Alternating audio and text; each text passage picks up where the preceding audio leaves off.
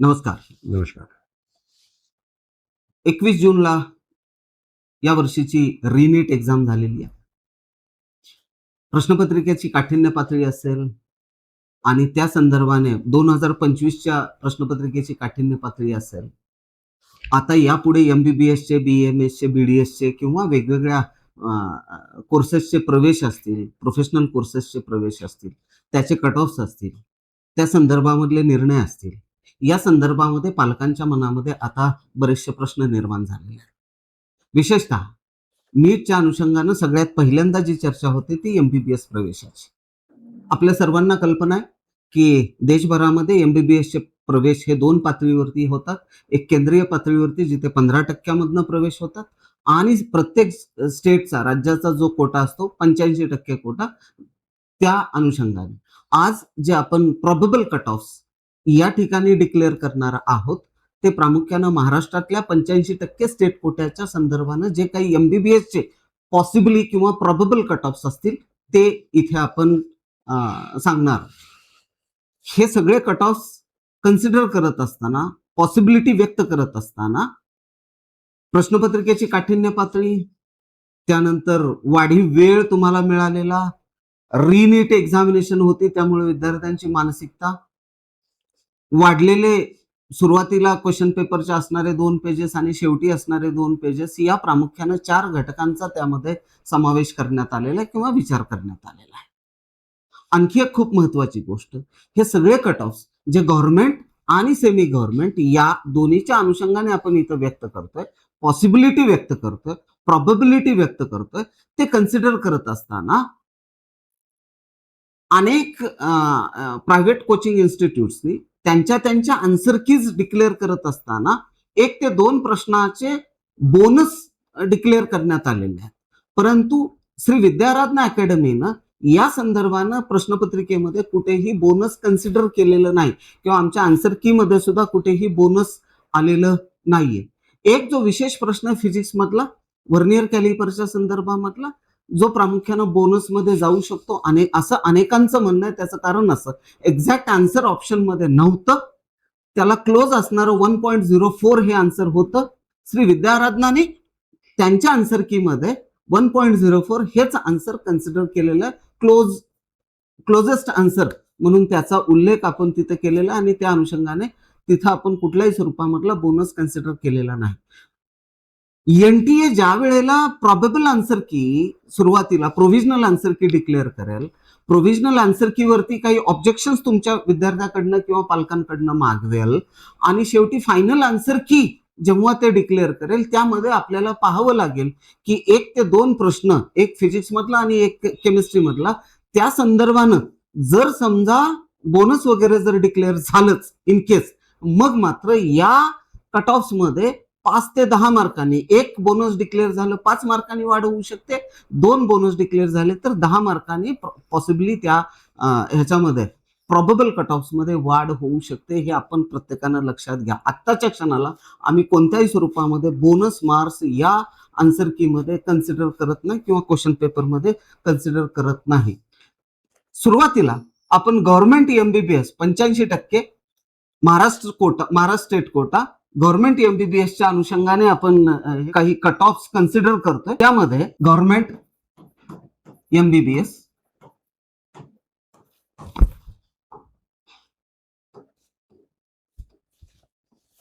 Unreserved category 515 ±5, EWS category 497 ±5, SCBC 510 ±5, plus minus 5 प्रत्येकाला येणार आहे.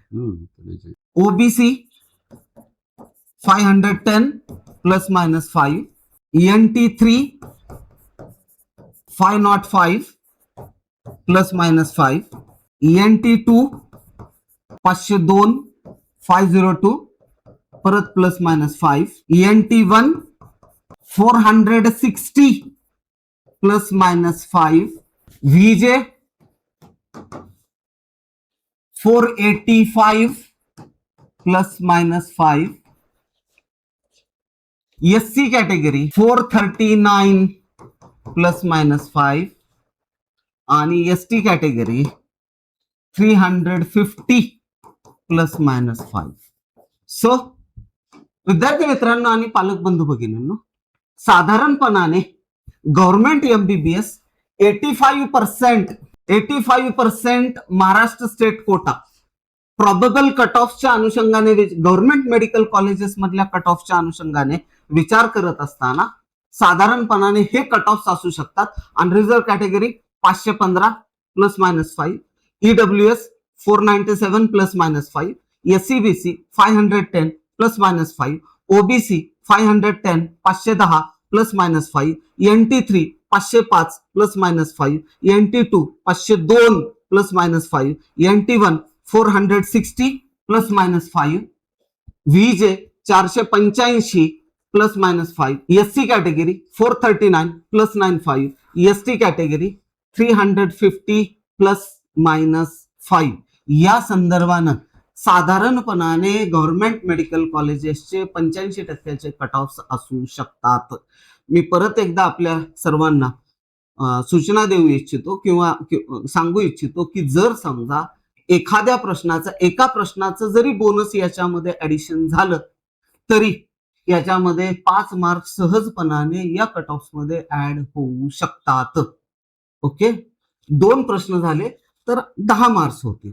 हे आपण सर्वांनी लक्षात घेणं अपेक्षित आहे. त्याच सोबत त्या कॅटेगरीज मध्ये महिलांना किंवा मुलींना विशेष जागा 30% दरम्यान ठेवण्यात आलेल्या असतात आणि त्या अनुषंगाने याच ±5 मध्ये त्या विद्यार्थिनी सुद्धा त्या कॅटेगरी मधल्या तिथल्या तिथे ऍडजस्ट झालेल्या असतील. या दोन्ही अनुषंगाने हे ±5 हे खूप महत्वाचा फॅक्टर आहे. त्यानंतर आपण जेव्हा प्रायव्हेट किंवा सेमी गव्हर्नमेंट ज्याला आपण म्हणतो तिकडे त्या कट ऑफच्या अनुषंगाने जेव्हा आपण विचार करतो तेव्हा अनरिझर्व कॅटेगरी म्हणजेच ओपन कॅटेगरी साधारणपणाने 490 ±5, 490 ±5, SCBC 484 ±5, OBC 484 ±5,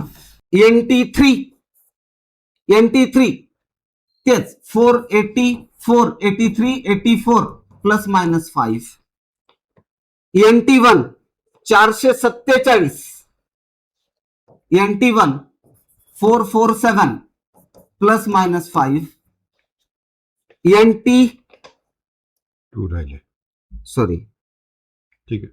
हा NT2 482 हे कन्सिडर करूया आपण इथे 482 आणि NT1 च्या अनुषंगाने 460 ±5. जेव्हा आपण VJ कॅटेगरीकडे जातो त्यावेळेला 472 472 ±5,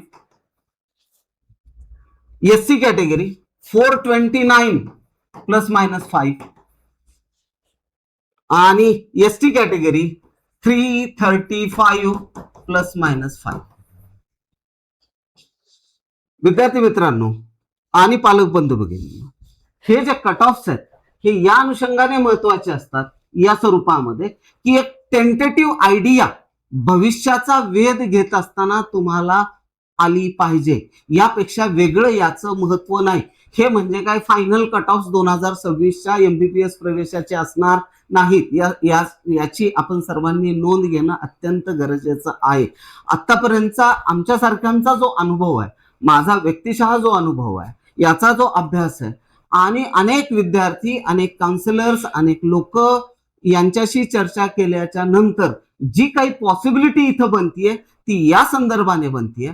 जर समजा हे जे आपण काय म्हणूया त्याला बोनस वगैरे जर आलं तर याच्यामध्ये 5 मार्कांचा म्हणजे जेवढे बोनस येतील तेवढे ऍडिशनली त्यामध्ये ऍड होतील. जर इन केस ते बोनस नाही ऍड झाले तर याच्यामध्ये फारसा फरक पडणार नाही असं वाटतं. क्वचित काही अंशी 1-2%, 3% पर्यंत खूप झालं तर याच्यामध्ये चेंजेस येतील. यापेक्षा अधिकची येण्याची शक्यता माझ्या दृष्टिकोनातून कमी आहे. त्यामुळे याचा उपयोग करत असताना, या सगळ्या कट ऑफचा उपयोग करत असताना दोन्हीही कट ऑफचा उपयोग करत असताना सेमी गव्हर्नमेंटचा असेल अथवा गव्हर्नमेंट मेडिकल कॉलेजेसच्या कट ऑफचा उपयोग करत असताना आपण सर्वांनी हे लक्षामध्ये घेणं अत्यंत गरजेचं आहे. विद्यार्थी मित्रांनो आणि पालक बंधू भगिनींनो, हे फक्त दिशादर्शक आहे. पुढे आपल्याला काय करायचं आहे, म्हणजे आपल्याला MBBS मिळत नसेल, मग ते गव्हर्नमेंटमध्ये मिळत नसेल, तर मग सेमी गव्हर्नमेंट किंवा प्रायव्हेटला जायचंय का आपल्याला MBBS ला, तेही मिळत नसेल, गव्हर्नमेंट BAMS किंवा गव्हर्नमेंट BDS कडे आपल्याला जायचंय का, तेही मिळत नसेल, प्रायव्हेट BAMS प्रायव्हेट BDS कडे जायचंय का, किंवा BVSC कडे जायचंय का, किंवा फार्मसी कडे जायचंय का, या अनुषंगाने आपल्याला निर्णय घेणं सोपं जावं, त्या संदर्भाने फक्त या संदर्भामध्ये कट ऑफ प्रेडिक्शन करणं गरजेचं असतं, एक अंदाज येणं गरजेचं असतं. कारण आपण भांडावून गेलेलो असतो, काय होतं हे आपल्याला कळत नसतं. काही लोक ज्यांना कट ऑफच्या संदर्भामध्ये फार काही अभ्यास नसतो, थोडासा कमी अभ्यास असताना सुद्धा काहीतरी काहीतरी सांगत सुटलेले असतात आणि त्यामुळं आपली मती भ्रमिष्ट झालेली असते, आपण कन्फ्युज्ड झालेले असतो. म्हणून हा एक छोटासा प्रयत्न श्री विद्याराधना अकॅडमीच्या वतीनं नीट रिपीटरची पहिली बॅच 1 जुलै 2026 ला सुरुवात होणार आहे. विद्याराधना अकॅडमीमध्ये नीट रिपीट करण्याचे काही फायदे मी तुम्हाला सांगतोय. पहिले कारण म्हणजे वेळेत सिलेबस कम्प्लिशन. दुसरं रिझन आहे परफेक्ट प्लॅनिंग, प्रोग्रामिंग आणि त्याचं इम्प्लिमेंटेशन. तिसरं कारण म्हणजे तंतोतंत सराव परीक्षा, ज्या की आम्ही इथं सातत्यपूर्ण घेतोय. आणि चौथं कारण म्हणजे नीटच्या गुणवत्तेनुसार स्कॉलरशिप विद्यार्थ्यांना जे मिळणार आहे, ते एक कारण महत्वाचं आहे. आणि त्यामुळे सर काय होणार आहे की अफोर्डेबल फी स्ट्रक्चर विद्यार्थ्यांचं श्री विद्याराधना अकॅडमीमध्ये रिपीटर बॅचसाठी जे विद्यार्थी प्रवेश घेतात ते असणार आहे. साहजिकच आहे, हे खूप महत्वाचे फायदे. यावर्षी आणखी एक महत्वाचा घटनाक्रम आहे. रिनीटमुळे साधारणपणाने 1.5 महिन्यानं हे सगळं प्रोग्रामिंग पुढे जातं. युजली आपण 1 जूनला हे करत असतो, रिपीटर बॅचेस सुरुवात करत असतो. यावर्षी त्या बॅचेस 1 जुलैला सुरुवात करतो. विद्यार्थी आणि पालकांच्या मनामध्ये अद्यापही खूप मोठ्या स्वरूपामध्ये संभ्रम आहे आणि त्यामुळं काय होणार आहे माहिती नाहीये. म्हणून आपल्या सर्वांना एक महत्वाची सूचना मला आम्हा दोघांनाही करायची आहे की यावर्षी म्हणजे 2027 ची जी नीट असणार आहे ती सर्वार्थानं खूप वेगळ्या पद्धतीनं महत्वाची असणार आहे. त्यामध्ये पॉसिबिलिटी आहे की ऑनलाईन परीक्षा होणार आहे. ऑलरेडी 1 महिना डिले झालेला आहे. सिलेबस कम्प्लिशन ही एक खूप जिकिरीची गोष्ट असणार आहे. खूप ज्याला दांडगा अनुभव सिलेबस कम्प्लिशनच्या अनुषंगाने असेल, अशाच ठिकाणी प्रामुख्यानं हे खूप व्यवस्थित पद्धतीने हे प्रोग्रामिंग होऊ शकतं. म्हणून कृपया कुठल्याही भूलथापांना बळी न पडता जे सर्वोत्तम इन्स्टिट्यूट्स असतील, जिथं जे तुम्हाला योग्य वाटतात अशापैकी आपण प्रवेश घ्यावा.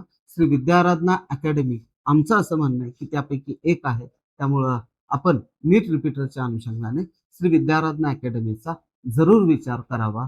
धन्यवाद. थँक्यू.